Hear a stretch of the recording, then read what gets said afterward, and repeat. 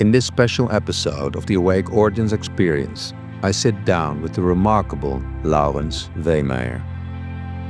Laurens can best be described as an enlightened psychologist. He has played a pivotal role in my awakening journey and continues to inspire me to this day. Laurens is the author of the book Sound of Life, the co-founder of Awake Origins, and is the creator of a groundbreaking quantum psychological tool, the BluePrint scan. This profound BluePrint scan measures your energy across the 7 energy centers while remaining highly practical. It gives insight into your qualities, deepest motives, pitfalls, limiting beliefs, and way more. It has been successfully used by thousands of entrepreneurs, leaders, top CEOs, and teams from organizations ranging from billion-dollar companies to startups. In this conversation, we dive deep into the origins of the BluePrint scan and its intended purpose.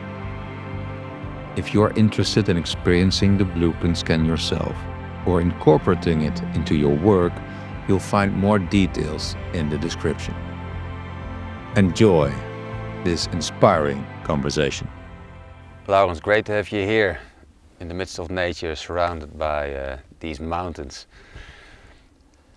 What I'd like to dive into today is something extraordinary that you've been bringing to the world in the past decades. Something that I'm grateful for every day, that I and we are able to use it. And I'm talking about the BluePrint scan. I'd like to go back to the moment of where the scan was born. Was it a specific moment for you, or was it a period in time in which clarity evolved in what it is? What was it? It just came to me at a certain moment. Where was that? How did that work? Actually, it started with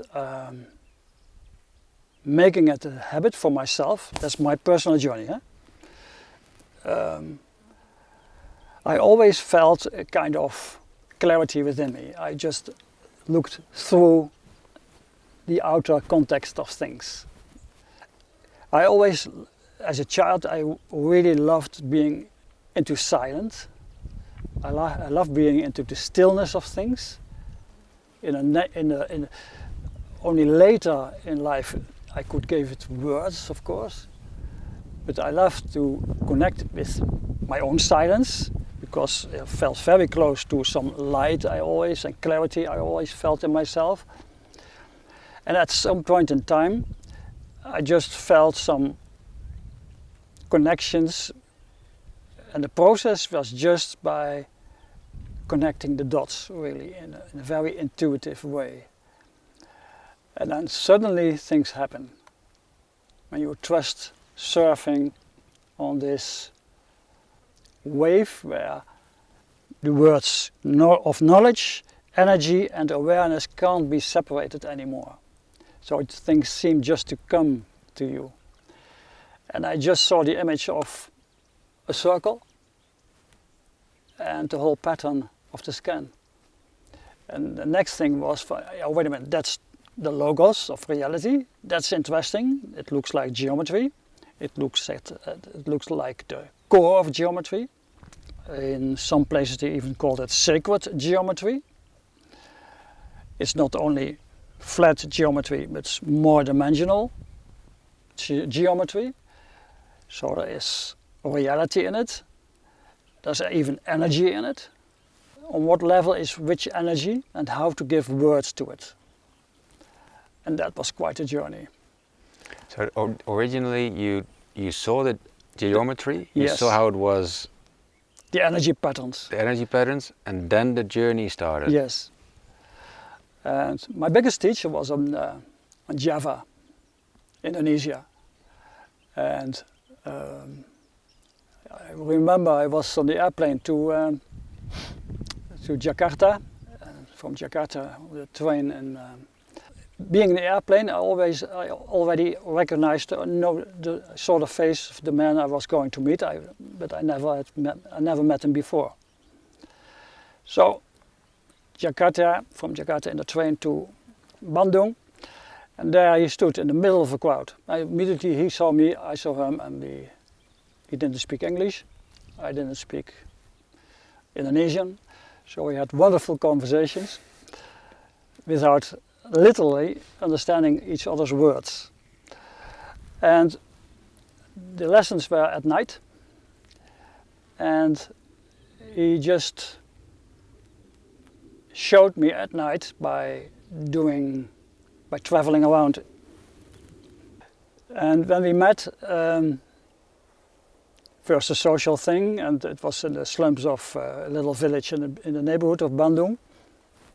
I slept in the chicken with the chicken around me and all that, just on a wooden door, nothing else. Outside.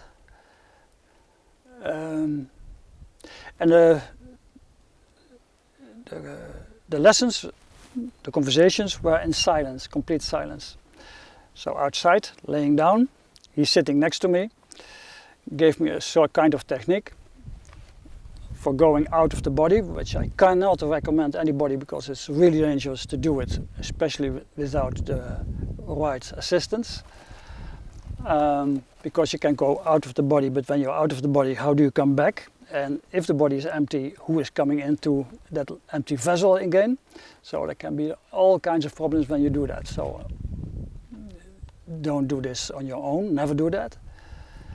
This is a very sacred place. You should always guard it with your life. You should always protect it with your life. But went out and they went into the out-of-body reality where the same geometric patterns were to be seen as reality then, as experience then, in another way. But not only that, in terms of formations in a geometrical sense, but also in terms of 7 layers, like universes of life, but totally different forms of life. And the highest, almost heavenly light, airy, etherical, and the lowest, more about combination of fire and earth, dark. And so all those different areas, with all their implications and all their is the whole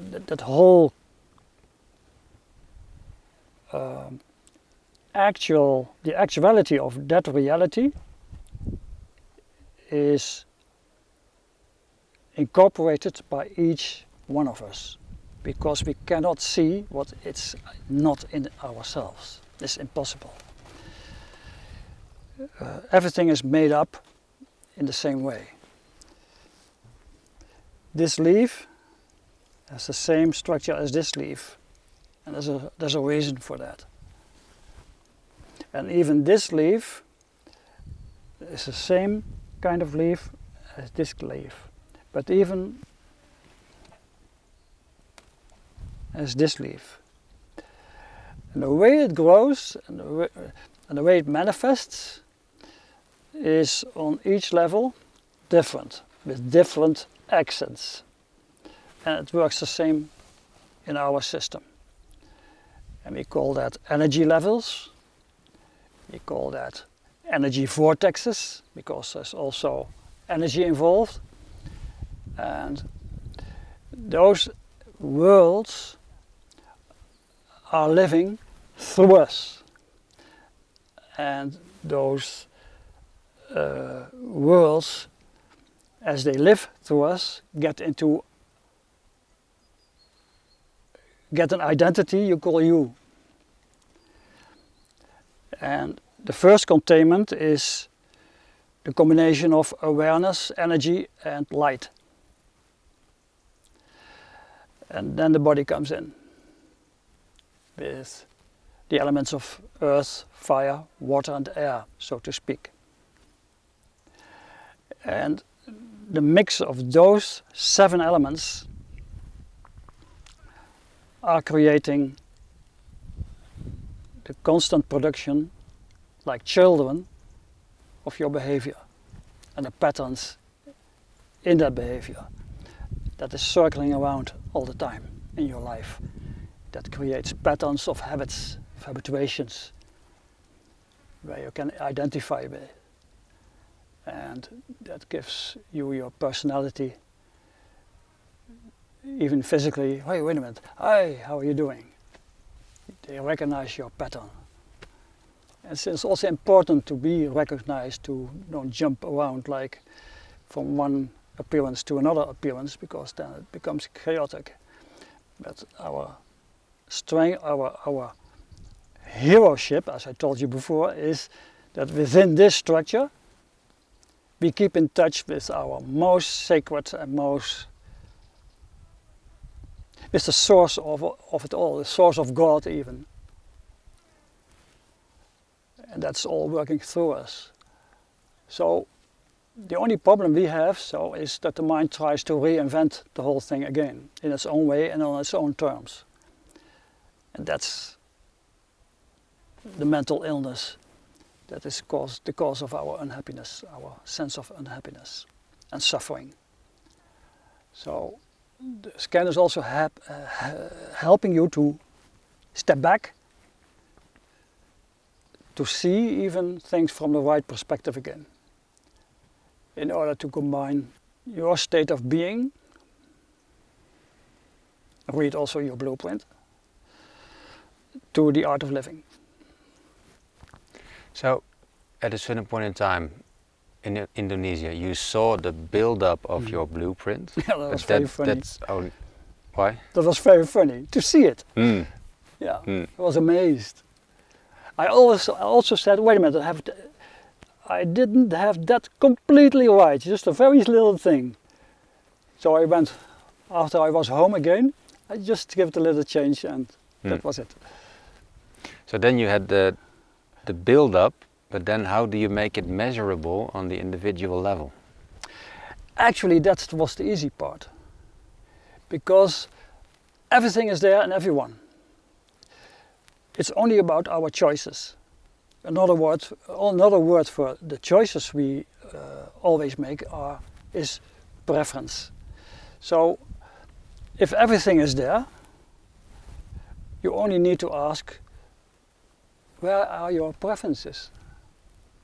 And people fill in their preferences. If you remember, you did nothing else than that. So some items had more preference, some other items had less preference. And there's no good and bad in it. It's just there. That's your natural state of being. But what it makes visible, this way of looking at your own mirror, so to speak, is that you're building up your own mirror, your own mirror, to look at yourself, and then still enable yourself to see whether it resonates or not. That's why I keep saying, is courage needed for recognizing and to say, wait a minute, this resonates. I hate to see it, but it's true. I like very much what I'm seeing here. Whatever. But what you're measuring is something amazingly deep. So how have you been able to find the right questions to understand those preferences? By going deep.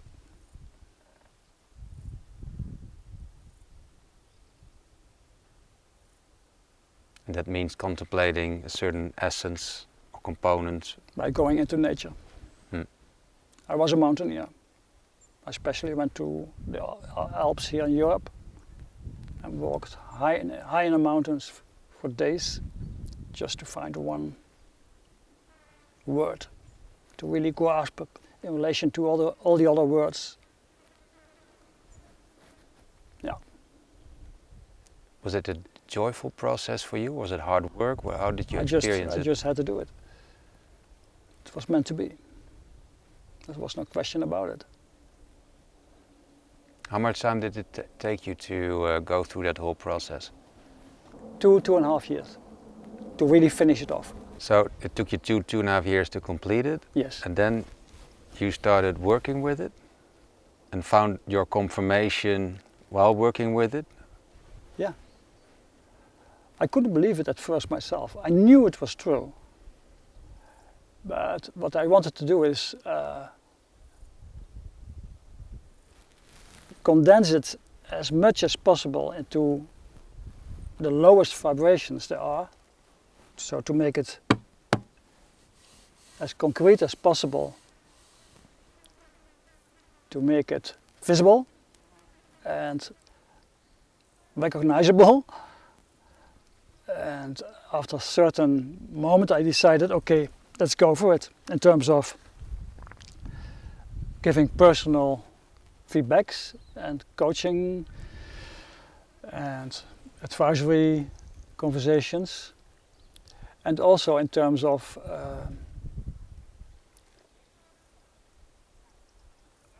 doing as a framework of my already existing work as a boardroom consultant and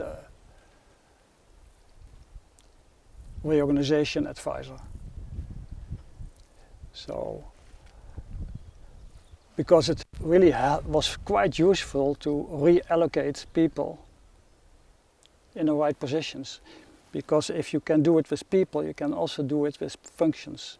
So with the same instrument, by asking what is needed in this function, what are the preferences in this function, and what is not the preferences in this function, you can mix the people and both in depth and in the broader superficial sense, in a very practical way. So I was really successful in doing that, because it resonated with people. It was not only a concept anymore. They really could. The process could follow its own nature, so to speak. And that's what was missing in terms of advisory in those days. Still is. At a certain point in time you started to teach others how to use this scan as well. Oh, I'm one of them. What is needed to be able to use it, because it's not for everyone? First and for all, you need to cultivate the contact and the connection with your own source of being and living, by going into the silence within yourself at least once a day, consciously. You can do it, you can call it meditation, you can call it Tai Chi, you can do it sitting still, you can do it with movements. It's not important, but go into the silence within. Because if you're not connected with your own nature and the silence and the source of silence from where it comes, then it's only conceptual knowledge that seeps in when you get lessons or something like that. The second thing you need is a result of going more often into silence, just as I did before I got introduced to the scan myself. You need to develop to your own the activity of your own inner compass. What resonates with me, what doesn't. You can call it compass here or intuition here, but it's actually the same. Here is more in terms of visualities, and here it's more in terms of feelings, sensitivity. It's those two that need to be trained, and the only way to train that is to learn to be very receptive to yourself. So the same process again, from going within and learning, staying within, even when doing things like sitting on a chair or talking with someone else. So that the virtues that come out don't only come out from here, but from a deeper level. And that's what people hear. That's what people hear. People don't only hear this, people hear intuitively, consciously or not, the whole package. And to connect with people, you need that whole package in a fully conscious way. And the rest is just practicabilities. Those are the words, that's the technique, that's just anyone can learn. It's quite easy. But you need your intuition to interact with the result of the scan. Yeah, you need to be, in that sense, you need to be ready for this, yeah. You also notice in terms of advisory, you can say to someone, and people say yes, of course, thank you, but you only hear it for 5%, 10%. So the next time you say it again, and they hear something quite different. That's why I always ask people, when I give feedback, put it on record. So that you can listen to it again. They can listen, because then they will hear quite different things. Because when you are speaking from the inside out, there are no secrets anymore. There are no strategies anymore. The mind is always there, so it's always fun. But the bottom line is it's natural. That's nature where it comes from. And the third thing connected to this is you need to be good intentioned. You need the right intentions. You need the intention to connect with your innate virtues of goodness, beauty and truth. You should live your truth. You should live your beauty. You should live your goodness, your natural truth, your natural beauty. And the more you go inside, the more natural it comes, and the more beautiful it comes, the more truthful it becomes, the more loving it becomes. Because that's what nature is. So good intentions are important. In order to cultivate that, that's the last thing, is you need to be disciplined. Because the mind is not only an ego mind, the mind is also a monkey mind. And you just need to tame that monkey mind of yours. First of all, you need to kill the dominance of that monkey mind. It really needs to be killed. Not the mind itself, the dominance of it. The mind is very useful, but when it takes over, it can lead to very ugly things in life. We all know that when we look outside now. So looking at the outside, looking at the world, I think it's safe to say that bringing the scan to the world has been a crucial component of your life's work.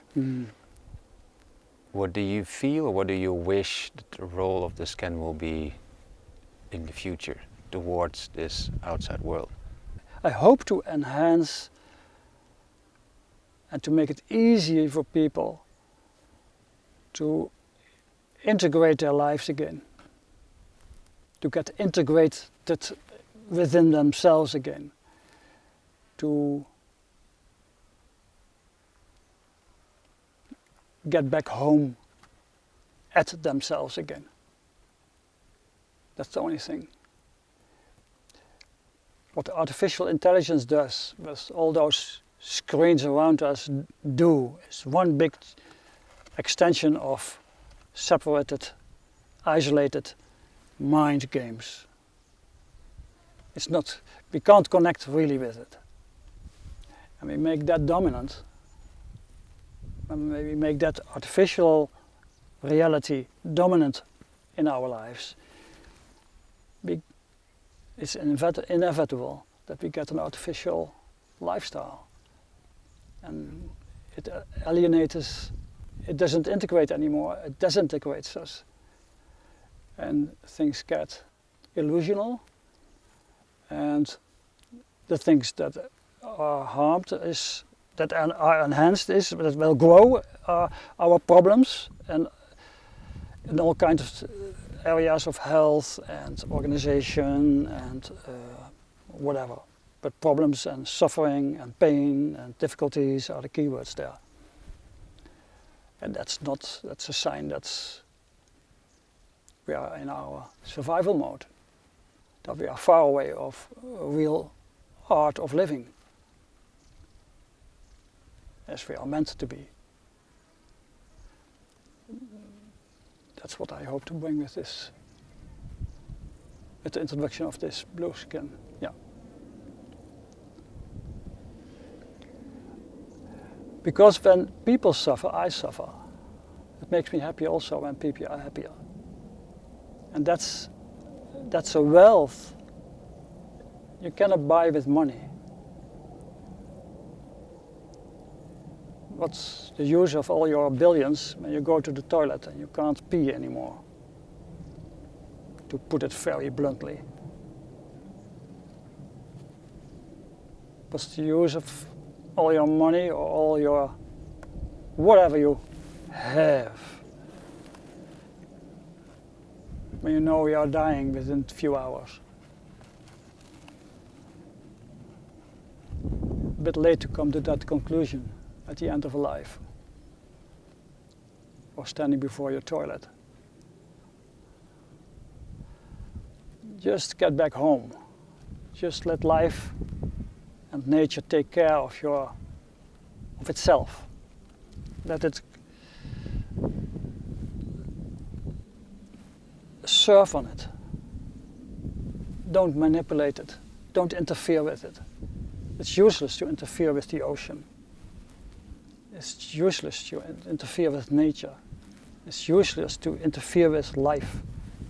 Who do you think you are? Get home to it. Make life easy. Yeah. If you feel happy or happier, it's a sign that you're on the right track. And the opposite is also true. And there's a lot of suffering now. And what I also know is, and that's the good part of it, the more suffering there is, the more signs of transformation are also there.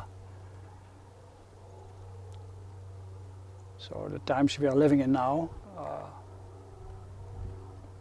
momentous transition times. So a beautiful future is ahead of us. I'm convinced of. It's a great way to end this conversation. Thank you for bringing the blueprint scan to the world. Thank you for this conversation. It's my pleasure. Ready to dive deeper? Check the description for links to explore the blueprint, work with it yourself, or discover Laurens' profoundly insightful book, Sound of Life.